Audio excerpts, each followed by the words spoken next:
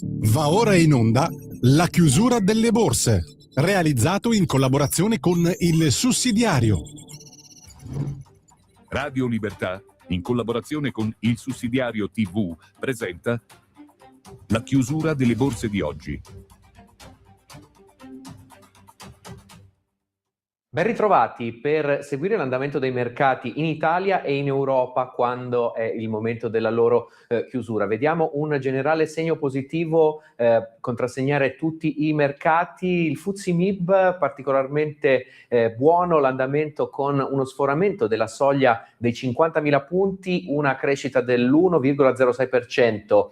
Borsa francese con una crescita più moderata pari allo 0,78%, stessa sorte per la borsa di Madrid, più 0,77%. Francoforte molto positiva con un più 1,31%, borsa britannica segna una crescita più moderata pari allo 0,36%. Chiudiamo con l'Eurostoxx che vede un rialzo dell'1,14%.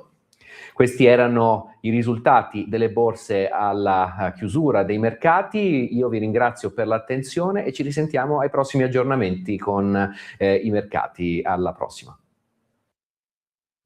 Avete ascoltato la chiusura delle borse, realizzato in collaborazione con il Sussidiario.